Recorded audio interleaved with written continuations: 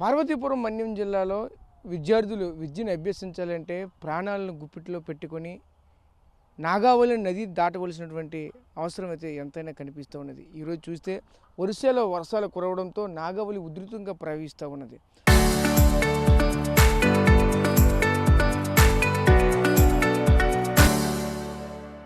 ఒకవైపు తల్లిదండ్రులు పిల్లల్ని తీసుకుని వస్తున్నారు, మరికొంతమంది తల్లిదండ్రులు తీసుకోలేనటువంటి పిల్లల్ని ఈరోజు ఆ పిల్లలే నేరుగా ఈరోజు ఆ నాగావళి నది దాటుకుంటూ వెళ్తున్నారు. ఎంత దౌర్భాగ్య పరిస్థితిలో ఉన్నాం. ఇప్పటికీ చూస్తే చదువుకోవాలంటే ఎన్నో అవస్థలు పడక తప్పటం లేదు. ఇంతవరకు కూడా చూసాం, గతంలో కూడా నేనైతే చెప్పాను, అక్కడ గ్రౌండ్ రిపోర్ట్ కూడా చేశాం. పార్వతీపురం జిల్లా కొమరాడ మండలం అవతల వైపు లాభేశ్వరం పూర్ణపాడు అనే ఒక వంతెన అక్కడ సుమారుగా గత 20 సంవత్సరాలుగా దానికి ఎటువంటి పనులు జరగకుండా ఉంచేశారు. దీని కారణంగానే ఈరోజు పిల్లలు కూడా నీటిలో దిగి ఆ ఉధృత ప్రవాహంలో దిగి దాటుకొని వెళ్ళి చదువుకోవాల్సిన పరిస్థితి.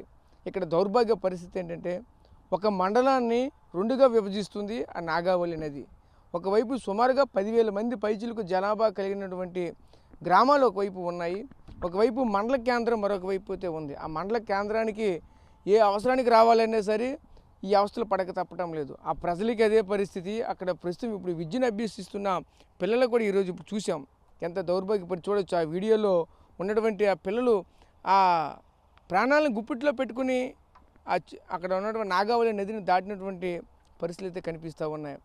ఎప్పటికైనా సరే ఇటువంటి గ్రామాలని గుర్తించి ఆ గ్రామాలకి కావాల్సినటువంటి కనీస రోడ్డు సౌకర్యం కల్పిస్తే ఈరోజు మెరుగైన విద్య మరింత అందే దిశగా ముందుకు వెళ్తుంది.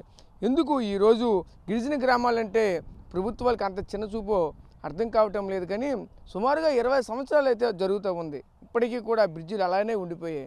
ఎటువంటి మరమ్మతులు కానీ, ఎటువంటి కార్యాచరణ కానీ ఎటువంటివి కూడా తోచడం లేదు. చూస్తే సగం వరకు బ్రిడ్జి నిర్మాణం చేపట్టారు, మిగతా సగం పూర్తిగా విడిచిపెట్టేశారు. ఇదంతా కూడా అంతంత మాత్రమే చేయడంతో ఈరోజు ఈ ప్రాంతంలో ఉన్నటువంటి పిల్లలందరికీ కూడా ఇదే పరిస్థితి నెలకొన్నది. ఇప్పుడు చూస్తున్నాం, ఈ పిల్లలు కూడా చెప్తూ ఉన్నారు, 10th క్లాస్ వరకు చదువుకోవాలంటే ఈరోజు మండల కేంద్రానికి అయితే వెళ్ళాలి, కొమరాడకి. అదేవిధంగా ఇంటర్మీడియట్ పిల్లలు కూడా అక్కడ ఉన్నటువంటి మండల కేంద్రానికి వెళ్తూ ఉన్నారు. అయితే వీళ్ళందరూ కూడా రోజు కూడా ఒక సాహసోపేతమైనటువంటి చర్య చేయవలసిందే. ఇలా తీసుకోకపోతే విద్యను అభ్యసించలేరు. ఇన్ని కష్టాలు పడుతున్నా సరే ప్రభుత్వాలకు పట్టడం లేదంటూ నెట్ అంటే ఈ వీడియోస్ కూడా వైరల్ అవుతూ ఉన్నాయి. ఎప్పటికైనా సరే ప్రభుత్వం స్పందించి ఇటువంటి కష్టాలను తీర్చుతుందా, ఇదే విధంగా కొనసాగుతుందని వేచి చూడాలి. Camera person Naidu Rajesh, RTV, Parvathipuram Manyam జిల్లా నుంచి.